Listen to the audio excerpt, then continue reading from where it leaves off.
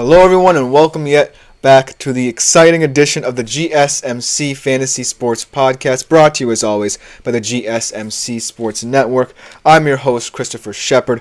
Thank you all for tuning into today's show. It's going to be a fantastic midweek show. We're going to be talking about Thursday Night Football for a bit to start off today's show. Just giving you guys a general betting preview to start off with, then looking at some prop bets that I think might be able to hit for you.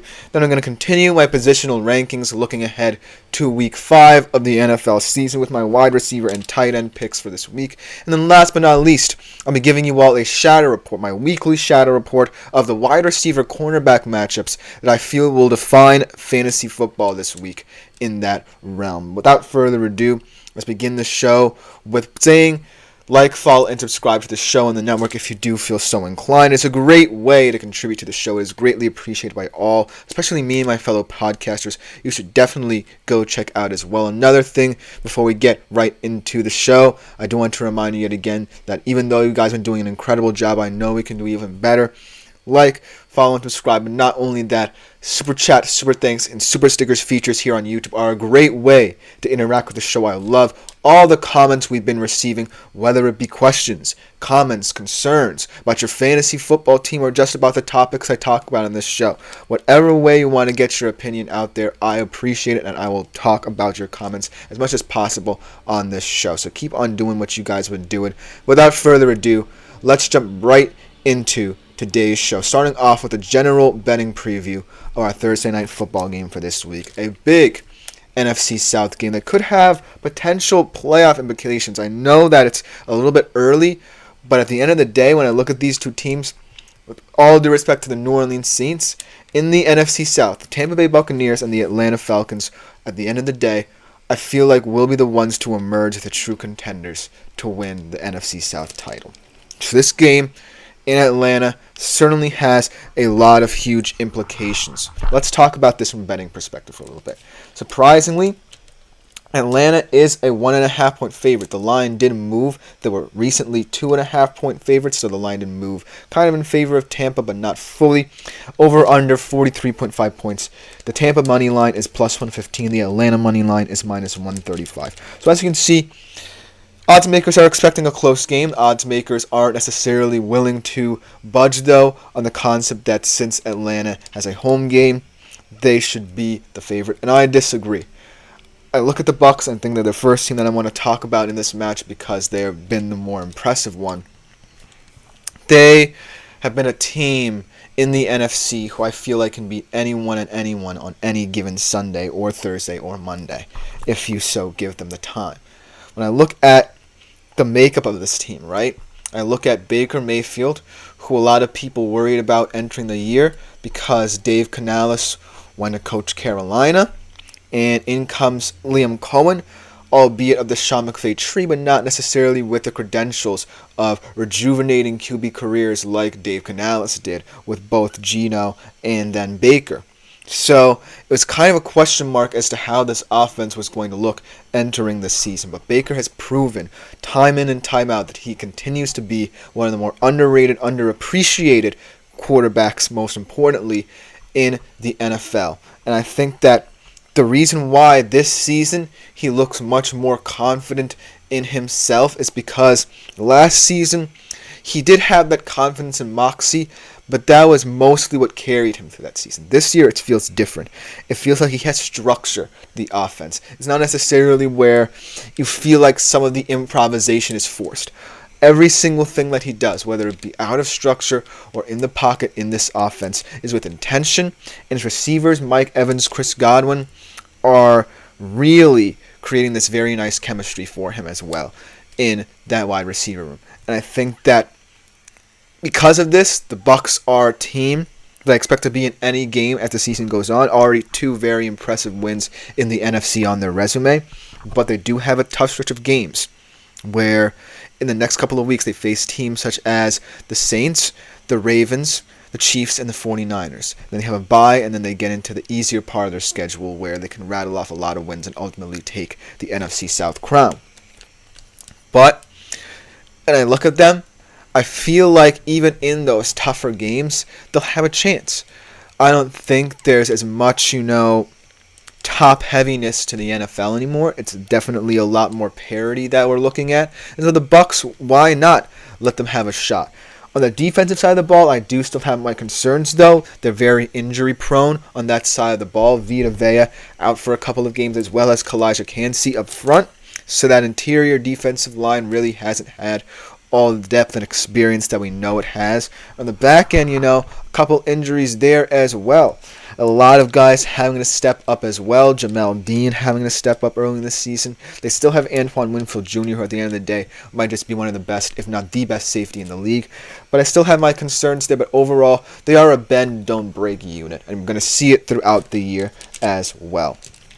Let's take a brief respite from them and transition to the Atlanta Falcons, where I don't really know how best to describe them other than, say, a league average team.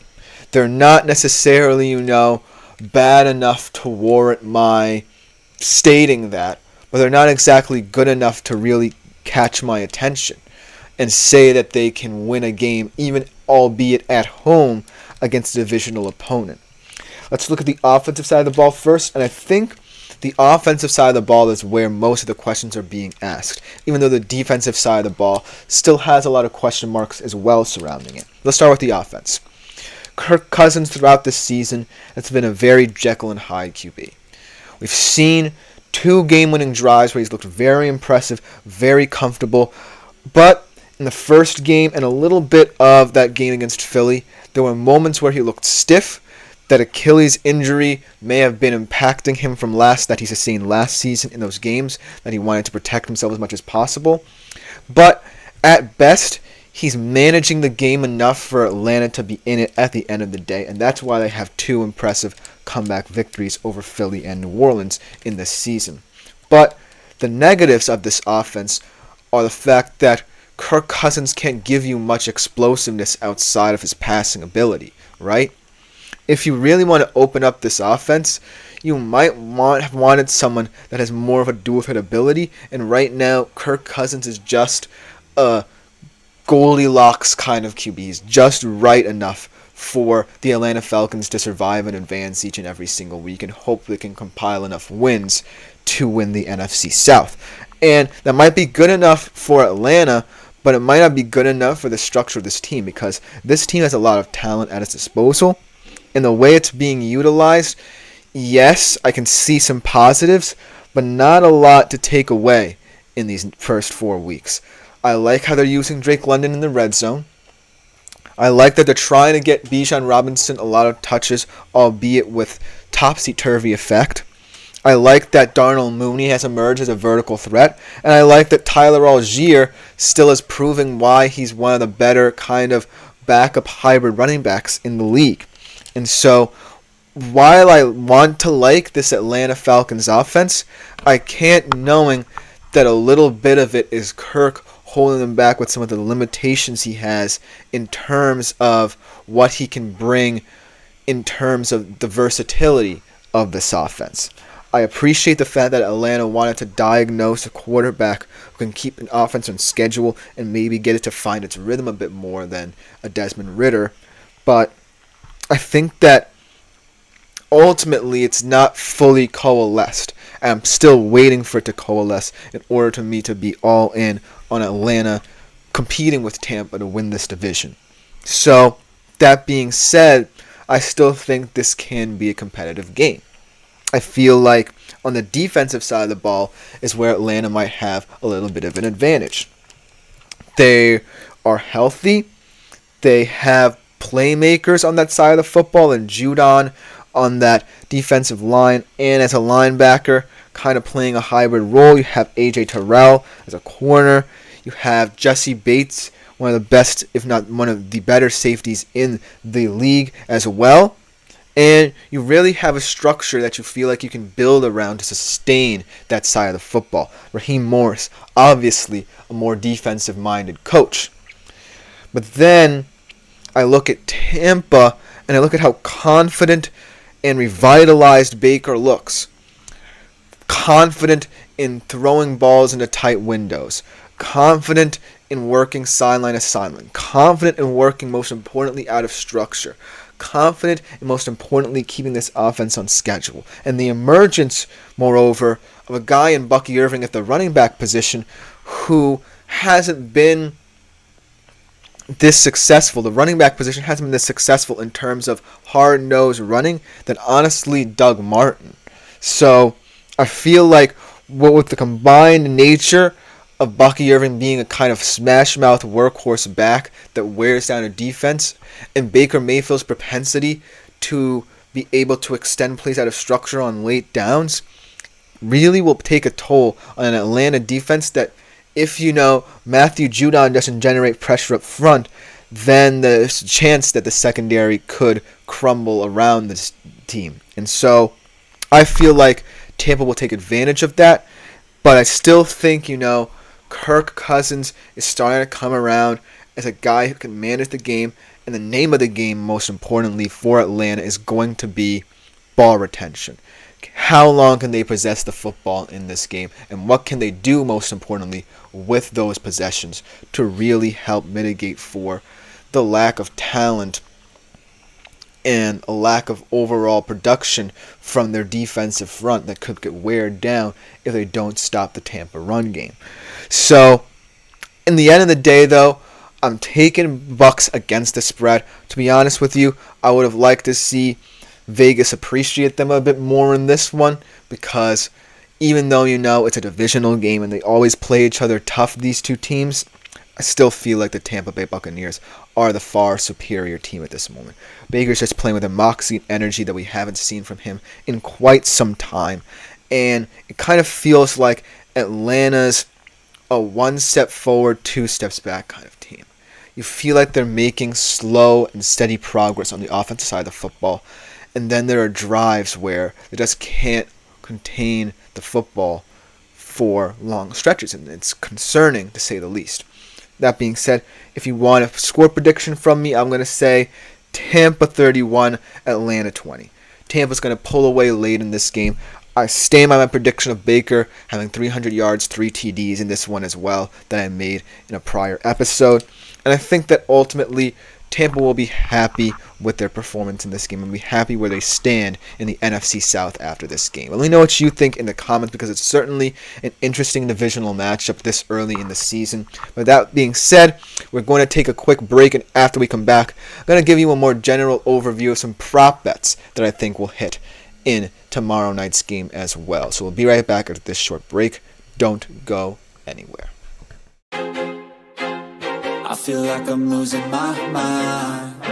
Is everybody in the world blind? Please, Lord, give me a sign, a sign. I feel like I'm losing my mind. Is everybody in the world blind? Please, Lord, give me a sign, a sign. I wanna be the greatest. Everybody on the fake shit. I look around and feel like everybody is the fakest. I make this every day and I'm impatient, hoping one day I blow up from the basement. Statement, the top is so vacant. I don't hear shit that I think is amazing. Waiting for my day when I'm playing sold out shows where 1,000 faces. Hey, give me that crown, get in my way and to be put down. It ain't your place, all this my town. If I want that shit, then I'll get it right now. I'm losing it, the noose it fits. Some losing shit, a stupid myth. You choose to live or choose to dip. You choose to fight or lose your grip and lose a gift. I feel like I'm losing my mind. Is everybody in the world blind? Please, Lord, give me a sign, a sign. I feel like I'm losing my mind. Is everybody in the world blind? Hello everyone and welcome back to the GSMC Fantasy Sports Podcast, brought to you as always by the GSMC Sports Network. Before we get into our second segment of today's show, I do want to remind you yet again that if you do feel so inclined, please like, follow, and subscribe to the show, and the network is greatly appreciated by all concerned. But also, if you want to contribute more steadily to this show in particular, keep on making yourselves available to the Super Chat, Super Thanks, and Super Stickers features here on YouTube. A great way to interact with the show, get my attention. Also, if there's a $sign attached to it as well, I'll be more inclined to answer your question as well. They always stand out as well as those tip kind of comments. So if you do feel so inclined, consider that as well. Without further ado, let's get right into our second segment of the day, following the theme of betting and Thursday Night Football. Going to continue by looking at some prop bets for tomorrow night's game, some bets that I think will hit.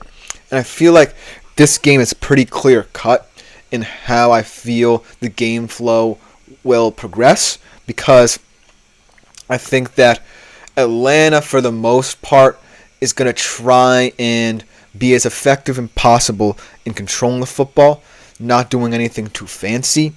And the Bucs are going to try and come out all guns blazing in this game as well, to try and wear down a Falcons defense that is, like I said, very bend but don't break.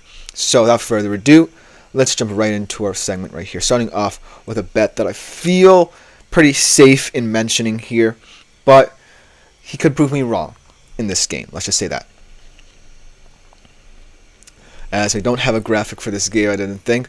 So we're just going to do it without the graphic anyways. I think that it's going to be even better that way. But I'm going to start off with Kirk Cousins and his prop bet for this game. I'm saying he's going to go under 226.5 passing yards. At minus 114, I think this is a very safe bet because, like I said, Kirk Cousins isn't a fancy quarterback. He isn't someone who's going to throw the ball vertically all the time. Yes, he's had a couple of big plays to Darnell Mooney, and I like that Darnell Mooney is emerging as someone who you have to account for in this Falcons offense. But at the end of the day, I don't expect Kirk Cousins to take too many risks in this game. I feel like the way Raheem Morris sees this offense is one that, yes, has a lot of fascinating weapons to utilize, but most importantly, can be a ball control offense as well. If he's promising yet even more touches for guys like Bijan Robinson and Tyler Allgeier, that means a steady diet of a run-heavy approach. And what they're going to try and do in this game is take advantage of a slightly depleted Bucs front and try and get them to back off a little bit. So expect a lot of early touches for both Robinson and Allgeier, and expect Kirk Cousins to be timely and opportunistic on passing downs, not, trying to go for the big play every single time. On the other side of the football, though, switching over to my prediction for Baker, I think he's going to go way over 240.5 pass yards at minus 114 as well. These are two very contrasting quarterbacks in terms of style, in terms of energy, in terms of moxie. Kirk Cousins is the safe, vanilla option in this game at the QB position. Baker Mayfield is the more exciting one. He's the more exciting one in terms of fantasy implications. He's the more exciting one in terms of betting implications. And most importantly, he's the most exciting quarterback in this game. And he has the more exciting weapons, in my humble opinion, at his disposal. Because in Mike Evans and Chris Godwin, they've now developed a rapport over these past couple of years that really can't be denied. They might be the best QB wide receiver trio in the league. I'm not saying that, with, any regrets. I'm saying that because I truly look at them as a paragon of consistency, a group that feels like it can do no wrong, and most importantly, feel they have an advantage in this weak division, not just to win this division, but to compete in the NFC side of the bracket. And so, Baker's just going to continue to show that he's unafraid to be a gunslinger in this system as well. And Liam Cohen seems to have full confidence in him, as much like Dave Canales did. If Liam Cohen has confidence in you, a guy from the Sean McVay tree, then you better believe that this guy is going to be throwing the football early and often. And not for nothing, yes, I appreciate the emergence of a guy like Bucky Irving to keep this offense kind of on schedule, keep this offense more calm and poised and giving that component to it. But I also have to look at how the Bucs can compete in the playoffs, because purportedly you're going to be facing teams who are healthier than they are right now, and you're going to be facing teams that have explosive offenses as well. And right now you kind of want to prepare for that moment if you're the Bucs by practicing against teams who you feel like you can soundly beat, but also are in your division. So look for Baker Mayfield to come out all guns a-blazing in this game, like I said. And these next two bets I want to talk about kind of go hand in hand for the Bucs. Kind of go with the trajectory of how these players' seasons have panned out. Rachaad White under 32.5 yards and Bucky Irving over 38.5 rush yards and minus 114. And this seems pretty easy to me because I had kind of high hopes for Rachaad White. I didn't know enough about Bucky Irving to completely say that I was confident in him kind of winning over the starting job there in Tampa, but that's what the narrative has looked like early in the season. Rachaad White has not gotten as many snaps as people projected, and Bucky Irving really has made this running back position his own. He looks like the more explosive back. He looks like the one more apt to bust a big play out, and he looks like someone, most importantly, that is willing to contribute to this offense in a way that doesn't necessarily lead to its detriment. Because when I think about the Bucs offense, and I think about what Baker Mayfield can do on later downs, on second and manageable, third and manageable kind of situations, you need to preempt it with a run that's intentional and not a run where you feel like, well, if I only get, 2 or 3 yards out of it, then I might not be able to move the sticks on 2 consecutive downs. You want a 6-yard, a 7-yard gain. And that's what Bucky Irving looks like being for this team. The guy who can get you that extra 3 to 4 yards on first down rather than just 3 yards in a cloud of dust. So that's why I feel the narrative is shifting in that running back room in Tampa. And that's why I feel betting is favoring Bucky Irving right now. And so the narrative might change yet again because I still like Rachaad White as an option in that running back room, but he's not the one I feel more confident in at this current stage for them, especially in this divisional game. So look for Bucky Irving to have more yards in this situation. Look for him to be a popular prop bet for you. And then on the Falcons side of things, there are many different bets you could have chosen. I could have chosen, or you can choose to bet on yourself. But these two players in this offense were perhaps the most heavily scrutinized, looking ahead at this season and what Kirk Cousins coming in could mean for both of these players. Because both of these players in a Desmond Ridder-led offense and an Arthur Smith-led offense as their coordinator, as their coach, it really did not work. And right now, what Raheem Morris is doing is saying, well, I want this offense to work, but in a way where we can physically wear you down. And these two players haven't necessarily been indicative of that just yet, but will have to be X factors for the Falcons in order to stay in this NFC South race and try and be competitive in the NFC should they make the playoffs as well. So Bijan Robinson, let's start with him, over 71.5 rush yards. Through the past couple of games and past couple of weeks, we've seen kind of a shift in the tides of Bijan Robinson's touches.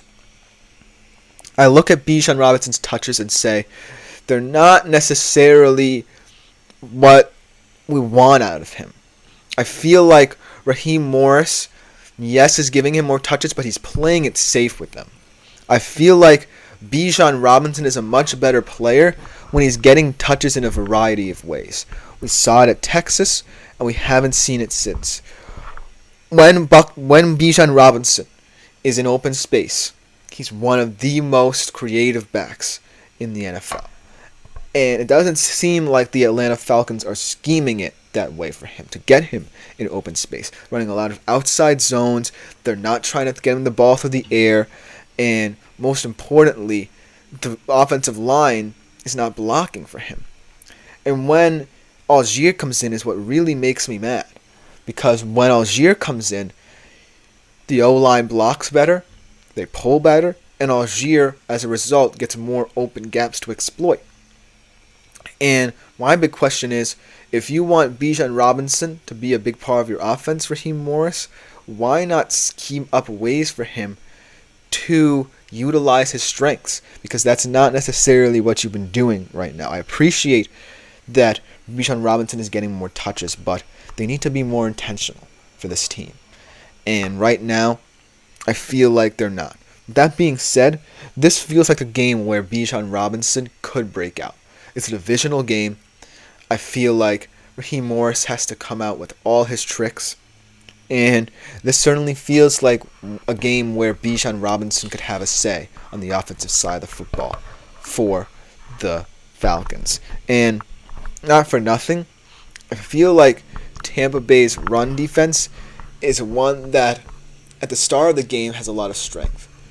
They want to set the edge. They want to generate pressure from the interior because that's the strength of their D-line. But there's a way to wear them down as well. And I feel like if anyone can be well equipped to do it, it might just be Atlanta. And that's going to mean a lot of Bijan Robinson touches. It's going to mean a lot of touches where you want to generate something for him. And you want to get this offense, most importantly, on schedule like you've been in the past. And so look for this volume of touches to go up, and as a result, perhaps his yardage will go up as well. But then the last one I want to talk about, how about Drake London? Anytime touchdown score, plus 180. If anything, Drake London has either been very disappointing to you in terms of yardage totals, or he's been really impressive as a red zone threat for this Atlanta Falcons squad, this iteration of this squad, so to speak. And the reason why is because Drake London's best values stem from A, chemistry, but also B, the offense moving in a timely manner. And I feel like his biggest games are going to come like they did in Philly, like they kind of did in that Saints game, when the odds are stacked against Atlanta in certain moments. That's when Drake London's going to shine. He's going to shine in tenser situations when Atlanta is kind of desperate, because his intelligence in those moments stand alone from anyone else in this team. I feel like his intuition on later downs is what's going to keep this offense on schedule in important matchups, and it has for their past two. And that's the reason why, they are 2-2 and not perhaps 1-3 or even 0-4 for their sake. So Drake London is just a kind of tone setter. And should Atlanta find itself in the red zone more often than I think they will, Drake London will always be the go-to target for Kirk Cousins in that situation. So look for Drake London to be active in the red zone and also active if the game is closer than I think it will be. But let me know what you think in the comments, because it's an interesting game to bet on. As always, divisional games are very interesting to break down from a betting perspective. But coming up next, though, right after this short break, we are transitioning from this Thursday Night Football deep dive to our continuation of my positional rankings, starting off with the wide receivers for today's show. So don't go anywhere. We'll be right back after this short break. Looking for your daily fix of sports talk without having to pay for it? GSMC Sports Network is available on YouTube. Just search GSMC Sports Network. Get your fix of daily sports talk shows on YouTube, absolutely free. NFL, college football, NBA, MLB, MMA, UFC, fantasy football, and so much more. GSMC Sports Network has shows running all day long, with new sports shows starting every 2 hours. Just like on your favorite cable sports channel, except GSMC Sports Network is absolutely free.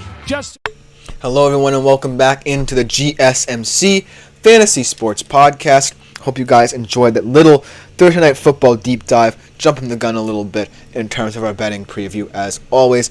But now we're continuing with my positional rankings for this week 5 of the NFL season, who I think the players will be in terms of shining for you in your fantasy team. And we're going to look at the wide receivers to start off today. And all 5 of these guys that I've compiled are weird in that, there are some stars on here, but there are also players who I feel like a lot of people might underappreciate or undervalue in fantasy as well.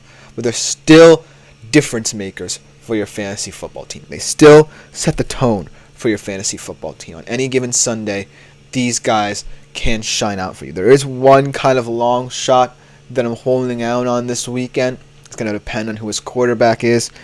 But I'm confident in all of these guys to kind of set a nice tone for your fantasy team, to get you off on the right foot in Week 5.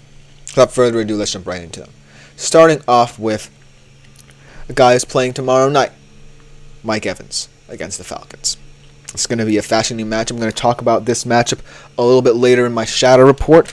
But at the end of the day, Mike Evans is always a fascinating player to watch. A paragon of consistency, as I like to say. 23.4 fantasy points last week against Philly. And it's just going to continue to show in these more competitive games why he's the most competent player in them as well.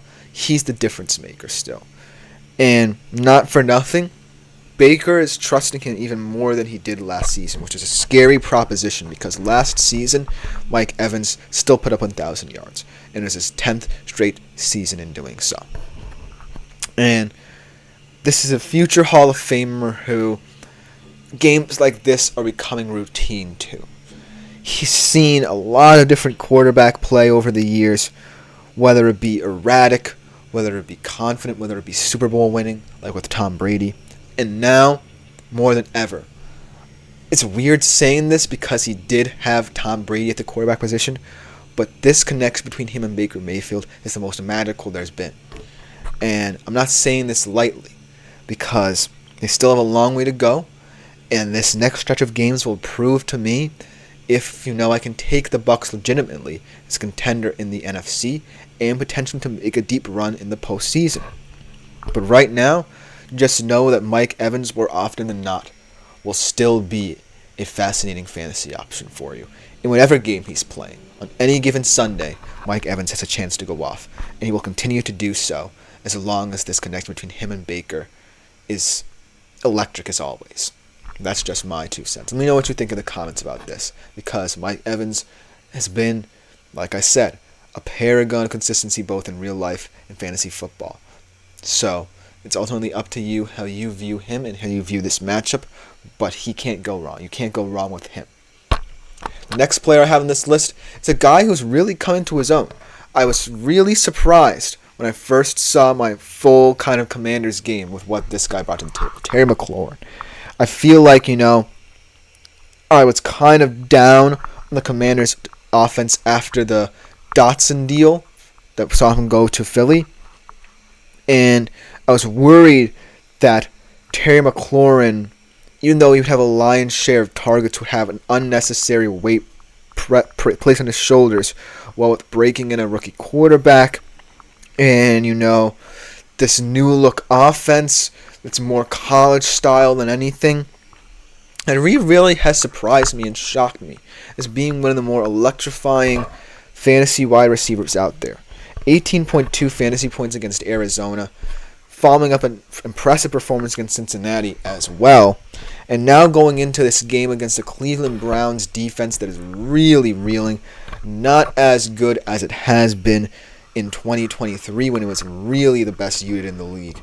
This year, they're just settling on being pretty average at best. And I feel like what I appreciate about the Commanders' offense, at least for now, is that it's one of the more timely college-style offenses I've ever seen. They protect the football. No mistakes from rookie Jaden Daniels so far. Not many. He had a pick in last game, though. And most importantly, these are all high percentage throws that Jaden Daniels is comfortable with making, mixed in with a couple deep shots to Terry McLaurin as well. We saw in the game against Cincy. For the most part, Jaden Daniels played it safe. But just know that him and Terry McLaurin had that big playability in them. Terry McLaurin is still a field-stretching wide receiver first and foremost, and it's going to show up against the Browns. He's going to try and really get at that experienced Browns secondary that, for the most part, has been decent this season. As decent as they can be in a defense that's kind of reeling up front. But I still think Terry McLaurin will win this matchup, and he's going to consistently win a lot more matchups as the season goes on, should Jaden Daniels continue to be very efficient, very composed, and most importantly, on schedule with this offense. I still have my trepidations about how this offense will look down the stretch. They have some tough games coming up, but ultimately this is a very manageable schedule. So it's going to really be down to how Cliff Kingsbury handles, perhaps the pressure put on Jaden Daniels as the season progresses, and should he continue to be a very composed presence at the QB position for them. But Terry McLaurin is still someone who is impressing each and every single week in fantasy, and that you should always try and start if you haven't. Next guy I want to talk about saw his stock rise a little bit with the injury to Christian Watson, and I'm going to talk about in the next segment a little bit how this affects some other skill positions as well, the Christian Watson injury. What Jaden Reed I really like. He's still, at the end of the day, even with Christian Watson on the team and healthy, is their wide receiver one, in my humble opinion. 27.1 fantasy points against the Vikings. He will be, by and large, someone that Jordan Reed will go to early and often. Great route runner, solid in the red zone, always someone who's just a reliable receiver. Not one true trait sticks out that makes Jaden Reed special, but it's just that his abilities in this offense and the trust that this team has in him as their wide receiver one, and the trust Jordan Love has in him in return, is becoming something that is undeniable in terms of the connectivity this team has. And so, this is a Rams defense that, is still coalescing and still progressing. They're incorporating a lot of new pieces into that unit. I think that they're going to take advantage this week. And Jaden Reed, not for nothing, was already getting the lion's share of targets. Look for him to get close to 14 to 15 targets in this game. That's how effective that I think Jordan Love will try to be in getting in the football. And it's going to continue to work. I don't think, that connection is going to be stopped. Yes, I would love to see, Wicks get involved, Dobbs get involved. I'm going to talk about the tight ends a little bit in my next segment. But at the end of the day, Jaden Reed is the guy right now for this Packers team. He's going to be the guy for you in fantasy for many weeks. He is kind of matchups oriented, and you're going to have to worry about that a little bit. But for now, just know that Jaden Reed sticks out as the wide receiver one, and he's going to get a lot of touches. The final one I have in this graphic here is DK Metcalf. DK Metcalf has definitely been very impressive as a Seattle fan. This is perhaps his best start to a season we've seen. I'm not even joking. Multiple 100-yard games, keeping Geno on schedule, really showing a lot of depth to his route tree, and most importantly, allowing many other weapons in the Seattle offense to shine. DK isn't just excellent at receiving himself. He's excellent at setting up others in this offense to contribute. We've seen contributions up and down the board from JSN, from Tyler Lockett still, from AJ Barner, from Pharaoh Brown, from Noah Fant. And it's all because of the matchup problem DK poses to opposing defense. This week, it's a Giants team that is strong in the secondary. I'm talking about that Deontay Banks matchup that DK will face in the last segment of today's show. But at the end of the day, DK's dominance, both physically and in terms of the mental strain he puts on opposing corners in terms of how to account for not just him, but how to slow down the entire Seahawks pass attack, really is someone. As T-Money enters the chat, welcome to you yet again, T-Money. It's been a long time coming. How are you, my man? Glad to have you back. Asking about a trade offer. Trade worthy for DJ Moore. This is a very interesting question. It can be answered in many different ways.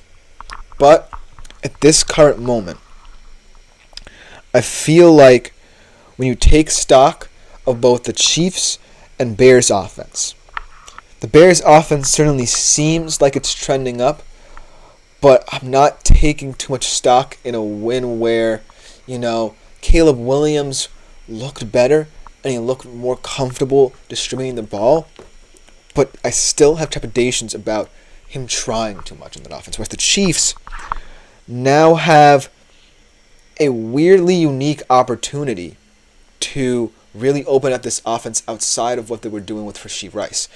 And Xavier Worthy is still a big play threat. He's not your prototypical wide receiver 1, which he now has to be. But he is someone who can make big plays happen out of nothing. So this is a very difficult question. But that being said, I see no reason as to why this trade can't work for you. I feel like DJ Moore is someone who, at the end of the day, Caleb Williams is going to have to trust in order to progress. He is, in my opinion, the top receiver in that wide receiver room. And he's going to be integral to how Caleb Williams develops as a passer, because he was the one who was, quote-unquote, the lifetime Bear when he came in. Keenan Allen wasn't always a Bear. Ramadunze just got here. So DJ Moore is going to have to show his experience in the Bears system to really help Caleb Williams develop even more. That trade could work for you, but it is risky because of what Xavier Worthy can be now that the Chiefs' offense is sans Rice. But I still think this trade can work. So I will say, if you're comfortable in this trade, go for it, my man. But we got another trade, or a starting conundrum, from 4KT Owen. Welcome to the show, my man. Start Najee Harris or Kareem Hunt. Two very interesting running backs to consider starting. Because Najee Harris, I feel like, is someone in this Pittsburgh offense who should feel more valuable than he is right now. But I haven't seen that value really ascend and really add stock to what Najee Harris could bring to this Pittsburgh offense. Because the Pittsburgh offense feels like a unit where you kind of take advantage of Justin Fields' best traits, but you're also kind of ignoring what gets you good yards in the first place, and that's Najee Harris and Jaylen Warren runs. You get what I'm saying? Whereas Kareem Hunt, he's someone who I don't really trust in this Chiefs offense as much as I feel I should, because I don't necessarily think the Chiefs want to utilize that running game as much, even with Pacheco. You know what I'm saying? I feel like they use the run as a way to try and diversify their game script a little bit. They don't necessarily use it often enough to convince me that a Chiefs running back should start on your fantasy team. So by default, I would say Najee Harris should be your start going forward, but it really is an awkward decision because neither of them really stand out in their respective offenses as much as I would like them to, if you get what I'm saying. But still, if that's the question on the table, I would start Najee Harris. And then T-Money says, bet good. Then my wide receivers will be Chase, CeeDee Lamb, DK, DJ Moore, and Jameson Williams. So that would be a fantastic wide receiver room for you. Good luck with both of you on your fantasy football exploits this week, as always. But getting back to the matchup problem that DK Metcalf can propose to the Giants, he's just a very physical kind of guy that really will put stress on a Giants defense that can be opportunistic at times, but at times can be gashed. And then the final guy that I want to talk about, this is my long shot guy. And I could really have mentioned anyone from this wide receiver room, to be honest with you, because they're going up against one of the most anemic secondaries in the league. I'll pick an Alec Pierce versus the Jags. As a guy who, as a long shot option for you, could be an interesting start. And if it's Joe Flacco starting for the Colts, look for there to be a lot more big plays in this offense. Both him and Pittman, like I said, will end up in the perimeter more often than not. Actually, Alec Pierce at 77% does align more in the perimeter, more often rather, than Michael Pittman Jr. So look for him to be a vertical threat in this game. Really put pressure on a very weak Jag secondary, even with guys like Darnell Savage and Ronald Darby. Just very weak overall in terms of trying to generate takeaways. So look for not just Alec Pierce, but this entire Colts wide receiver room potentially feast on the Jacksonville Jaguars secondary. Always look for that one matchup that you feel is kind of pushing it, but can still get you a lot of points. Let me know what you guys think in the comments. Thank you to T-Money and 4KT Owen for these comments as well. But coming up next, we transition to the tight ends. Which tight ends do I think will shine in Week 5? Don't go anywhere. We'll be right back after this short break.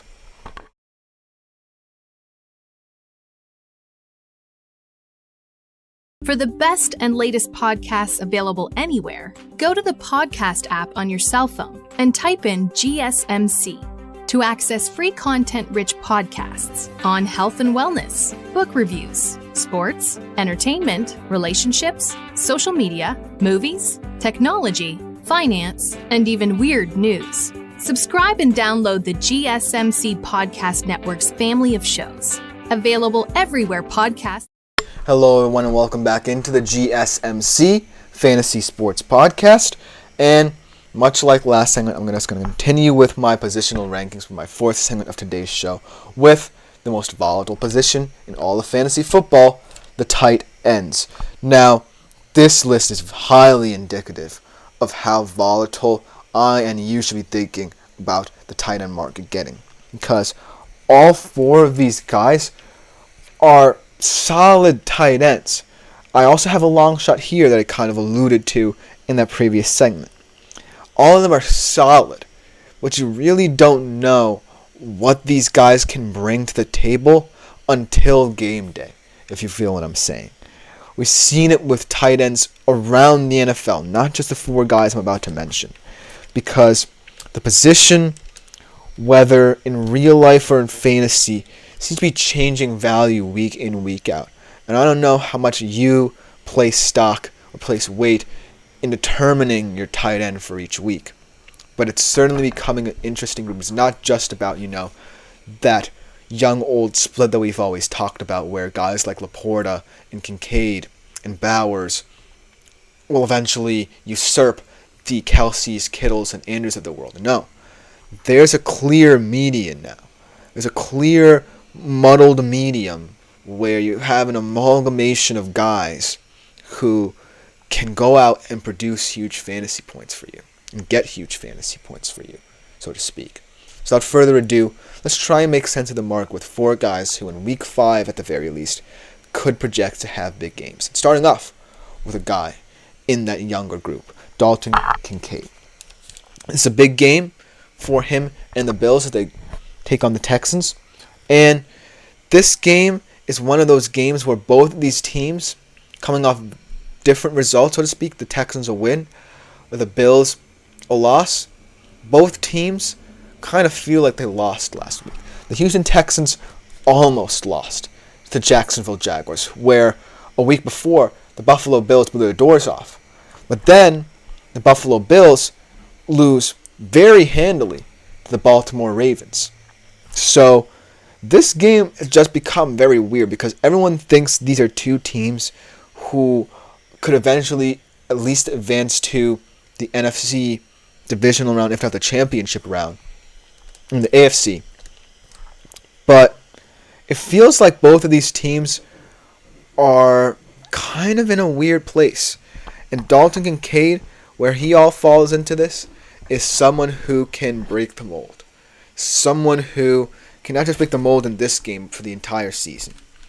But in this game, we just boil it down to this game, he has to be the X factor for the Bills. Because I think what we saw the Ravens do was they really showed how you can limit Josh Allen when you take away some of his receivers that he's looking to stand out. That room looked very barren in that game. It didn't look like the one that was so versatile and volatile through 3 weeks. It got exposed. And so you need a guy like Dalton Kincaid to step up if you're the Bills, week in, week out.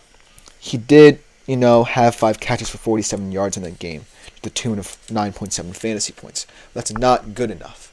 It's not good enough if you want to keeping on schedule if you're the Buffalo Bills on the offensive side of the football. And that's what Joe Brady wants, just to play mistake-free football. There were too many mistakes on that game.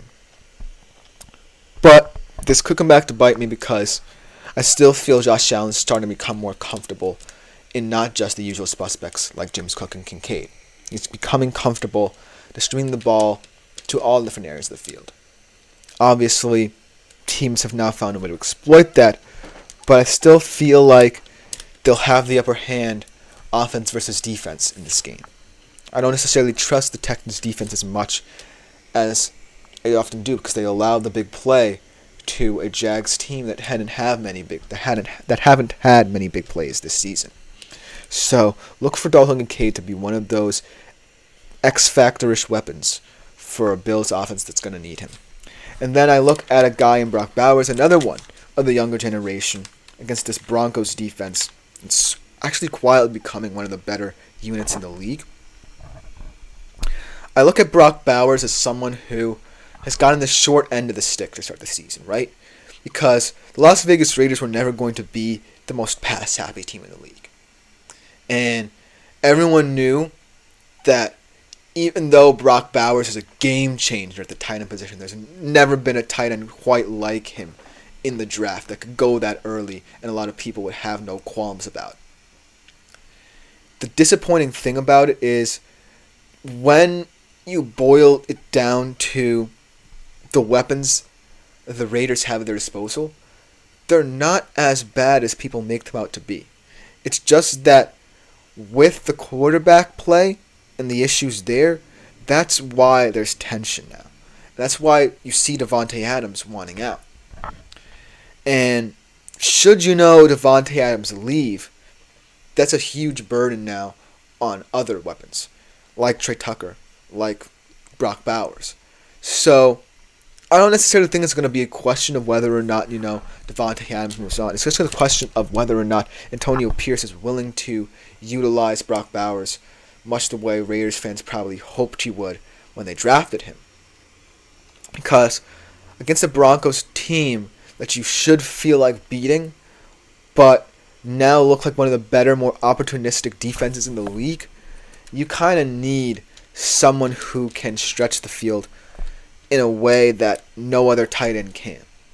That's what I'm still expecting out of Brock Bowers. I'm still expecting big things out of Brock Bowers and big things for the Raiders' offense in return. Because right now, you can't just win trying to smash the football down people's throats. You can't just win with Alexander Mattison projecting to be a better back than people think he is.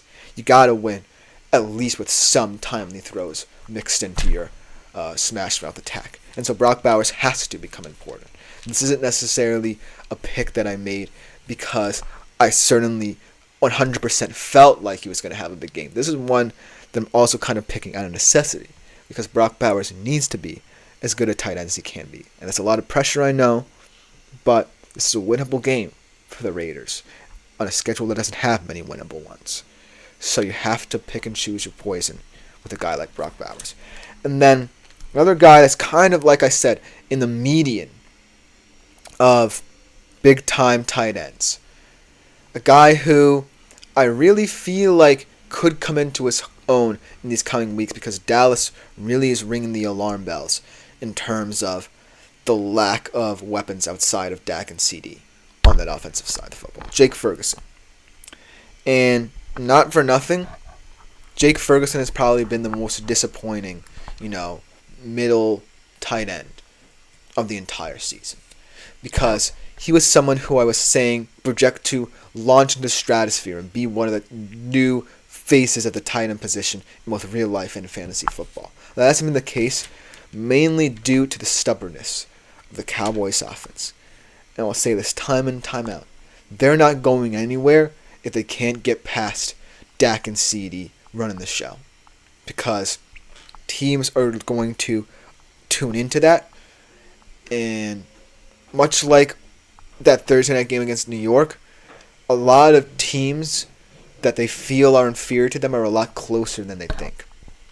And on any given Sunday, the Cowboys feel like they're a team that, even though they have the talent to get a couple wins, they have the ineptitude to lose them as well, if that makes sense. And Jake Ferguson's a big part of that equation. He's a big part of overcoming the ineptitudes of this offense, overcoming the shakiness of this offense. Because what we saw from him last year was a guy who can, in the red zone, be the difference. Because the Cowboys' red zone offense probably wouldn't have been as good last year had Jake Ferguson not been there. And this year, I want to see more of that as well. It's not all about the big play. It's not all about CeeDee Lamb ending the game on one big play. It's about levels. And right now, there's no levels to this Cowboys offense. And so Jake Ferguson, this is also kind of a necessity pick against the Steelers defense that was kind of exposed. against a backup quarterback at that, and a wide receiver room that hasn't really impressed over the past couple of weeks. So now you kind of feel like you have an advantage here, because you just have to take it if you're the Cowboys. You can't, not see other teams perform against these teams you should be beating, perform well against them, and just counteract what they did well. Your game plan has to be, I'm going to utilize every single one of my offensive weapons to the best of my abilities. So that's why Jake Ferguson is on my list. And the last guy that I want to talk about, my long shot guy, a guy who a lot of people might bash me for mentioning, but I'm going to stick by because his tight end partner in that room has been getting a lot of fantasy attention recently for his play against Minnesota. Well, let's talk a little bit about Luke Musgrave. Because yes, Tucker Kraft has been getting more attention than him. Looks like the better one. Looks like he's getting a lot more of the targets at the tight end position than Musgrave. But I think what I like about Luke Musgrave is two things.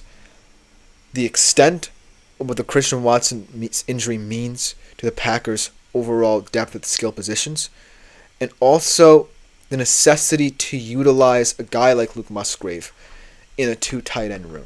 Because Tucker Kraft is excellent in a lot of things. Yards after catch, running routes, being physical at the catch point. But so is Luke Musgrave as well. And you kind of need that duality if you have two tight ends as excellent as these two guys. Because you can't necessarily underutilize one just to make the other appreciated. If you have two tight ends who you believe can start on any other team in the NFL, then utilize them. I feel like Luke Musgrave is a very valuable asset in the red zone. Very valuable asset in short yardage situations. So utilize him.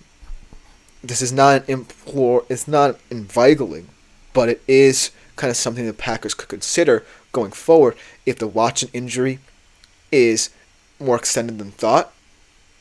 And if they want a variation of what Tucker Kraft brings to the table. So yes, it's a long shot. He's going up against the Rams. He only had 4.3 fantasy points last week. The odds are stacked against him. And Tucker Kraft looks better. A lot of people respect him more in fantasy.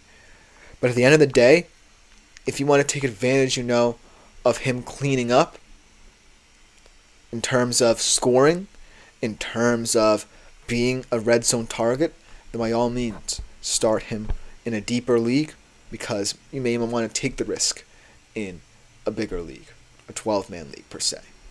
So take that with a grain of salt, but those are just my four guys who this week I feel like have advantageous matchups. Let me know what you think in the comments. Coming up next, we are going to take a quick break, and for our final segment, we'll be doing my weekly shadow report. The wide receiver cornerback matchups that I feel like will dictate fantasy football this week. I'll be right back after this short break.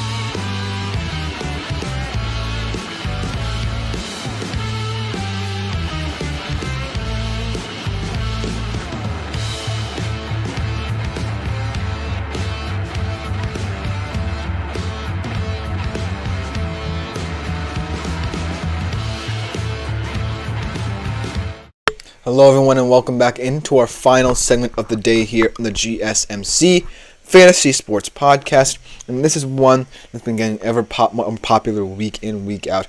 A segment that I love doing is my weekly shadow report. The wide receiver cornerback matchups that I think will dictate your and potentially my fantasy football weeks. I think that this is a fun little segment, getting to know more of these wide receivers, getting to know how they can pretend to project against certain defenders, because it's a big part of this. You have to look at the matchups, and if you want to look at them more intently, then this is an effective way to, analyze the matchups, because it's going to come down to alignments from these wide receivers. It's going to come down to how their cornerback matchups project to play. And so, I know some of you guys may like my wide receiver rankings a little bit more, but this is just, a deeper analysis of what could happen and what I project to happen in these matchups. Without further ado, let's jump right into the matchups that I think will be dictated this week by wide receivers and cornerbacks around the league. The first one I'm going to talk about happening tomorrow night, like I kind of alluded to in my wide receiver segment. Mike Evans against A.J. Terrell. Very, very popular matchup. They faced each other actually 3 times in the league ever since A.J. Terrell was drafted. And you can say that this has been one of the more even wide receiver cornerback matchups of 2 divisional players that we've ever seen. Last year, when they played each other last, week 14, Mike Evans was actually held to 5 yards by A.J. Terrell. That's pretty impressive. He did have a couple big games, but he's never actually eclipsed over 100 yards against A.J. Terrell, so keep that in mind. That being said, though, this year, Atlanta has allowed the 8th fewest fantasy points to any wide receiver, so make of that what you will. And for what it's worth, some of the receivers that A.J. Terrell has had to face were George Pickens and Devontae Smith. So, it just was to show that A.J. Terrell has had a lot of experience developing into the corner that he is, facing off against guys in the AFC who have also been improving along with him. Because remember, A.J. Terrell is still a young player. I believe he's only about 25, 26 years old. And Mike Evans is someone who has just been more experienced, but still, with the depth of receivers in the AFC, A.J. Terrell is beginning to see a lot more different perspectives at the wide receiver position. He's seeing younger players, and he's seeing guys like Mike Evans. And so this matchup is really fun in terms of how it's going to play out, whether or not Mike Evans can get the advantage over of him yet again, or whether or not, A.J. Terrell's experience seeing both experienced receivers and younger, less experienced ones plays into this matchup as well. The second matchup that I want to talk about, though, is a matchup that I believe is the first time these two are facing off against each other. We kind of alluded to this one as well. DK going up against Deontay Banks. Actually, this is not the first time because I did find a picture of it to put in my graphics, so it's not the first time. But it's a matchup, that really is going to be predicated on whether or not DK Metcalf is going to be catching a lot of Geno Smith's passes, whether or not, he's being the physical presence to allow other Seahawks receivers to get open, because he's very good at both, like I said, in the wide receiver ranking. Whereas Deontay Banks, very young corner, second year in the league, had a gauntlet in the past 4 weeks of wide receivers to face. Let's name a few. Justin Jefferson, Terry McLaurin, CeeDee Lamb, and Amari Cooper. Every single time, he's pretty much been following them along the perimeter. But what I like about DK is while he spends 86% of the time on the perimeter himself, he's doing it in a way that's not all about, getting open for Geno. It's with the intentionality of running a route that allows others to get open. He's seen as the guy who, much like what we saw in Monday night's game, is the guy that's going to be on the sideline trying to, distract attention away from the middle parts of the field. He's the guy in between the numbers who can have big plays. And then when he's up in the slot, that's where his big plays come from.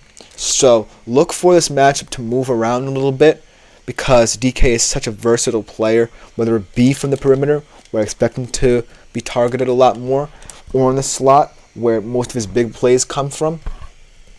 But look for him to, really impact not just Deontay Banks, but this entire Giants secondary, because he's a very special player in that regard.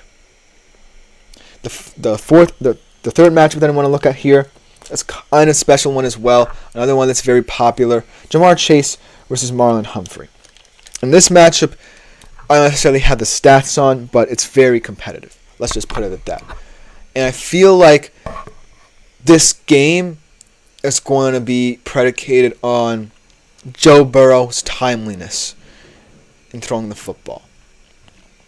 I know it sounds weird because Joe Burrow is someone who likes to stay on schedule as much as possible and then try to exploit defenses down the field.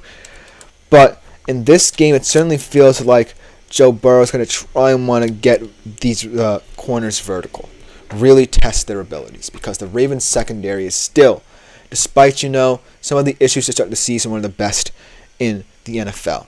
And Jamar Chase is just someone who, week in, week out, no matter what, we saw it with the contract situation the Ravens had, still is someone who's an enigma to opposing defenses. He still poses a very potent threat. And not for nothing, Joe Burrow has been looking more often to extend the field to Jamar Chase. We saw it in that Commanders game. He wants to add more verticality to what Jamar Chase can hurt you with. And it's always been a part of his game, but it's always also been a part of Joe Burrow's game. Trying to get vertical, but also trying to protect the football. And that's what's going to have to happen in this game as well. You're going to have to find that perfect balance where, Jamar Chase can have that big play on the field, but still also play mistake-free football, because the Baltimore Ravens have shown they pounce on people's mistakes. As Chaka enters the chat, welcome to you, my friend. Hey, would you trade Garrett Wilson for T. Higgins, Brian Thomas, and Kelsey? Redraft PPR league. I have Garrett Wilson in my own PPR league, and I must say he has disappointed to start the season. Whether it's because of the miscommunications between, him and Aaron Rodgers to start the year, or just the fact that Aaron Rodgers is just comfortable throwing the ball to guys like Lazard and guys like Williams, who are good in terms of contested catches, good in terms of route running, good in terms of, most importantly, his understanding of the game. And so he really hasn't shown up, but I expect as the season progresses, he will kind of grow into this offense as well. But then I look at the kind of group you're getting in return in T. Higgins, Brian Thomas, and Travis Kelsey. Look, they're not, the best of weapons in terms of how they project as target getters, but the volume of what they bring as a collective, I think, is better than the sum of Garrett Wilson's parts right now. Not to say that Garrett Wilson won't find his footing, but right now, I feel like it's going to be difficult when he does to truly make a difference for this team. Whereas T. Higgins is always going to see enough targets to warrant, a decent share of fantasy football points, especially in PPR leagues. And Brian Thomas, not for nothing, even though the Jacksonville Jaguars offense has been anemic and atrocious, he's gotten a lot of good looks. And, if Doug Peterson continues to call plays for Trevor Lawrence to get deep shots, Brian Thomas is going to be the beneficiary of that. As much as it will lead to the overall detriment of the Jags offense, that's the way it is. They're calling up a lot of deep shots for Brian Thomas, and those count as targets, and if he catches them, that's good for him. I will get to your question in a bit, Adam Weber. I'm just trying to sum up Chakas because it's a very deep trade. And then Kelsey, he could, again, step into the spotlight now that Rashee Rice is hurt again. But he is an aging player, so that's something to consider. But overall, that haul is not bad for a player who has not lived up to expectations. So I would say that trade will be beneficial to you, and you're receiving a very balanced group in return. So that's a good trade, because I always preach balance on this show that you haven't seen before. But good luck to you, my friend Chaka, in your fantasy football exploits for this week. And then we get another one from Adam Weber. Start Watson or Lawrence. Well, here's the thing. If those are your two options, and there's not a third, I don't know how I have to answer this question, because both of them have not looked good to start the year, right? If you're Deshaun Watson, right, you really have not stepped into the role people were expecting you to step into as the Browns QB, really opening up this offense to the best of its abilities, especially in a Kevin Stefanski-led offense, like we've seen from him in the past. And then if you're Trevor Lawrence, you've just been disappointing in every phase of the game, to be honest with you. You haven't even been impressive on the one trait that people like about you, which is your deep ball. And so it's really a conundrum. But if those are your two guys, I'm going to have to begrudgingly say Deshaun Watson. And here's why. I feel like if you're the Browns, you're in a situation where, yes, your offense is kind of crumbling around you. But you have to have a sense of optimism that things will start to get better, even though I think they won't. I think that, Nick Chubb getting back certainly adds a lot more optimism than if he were out for the whole year.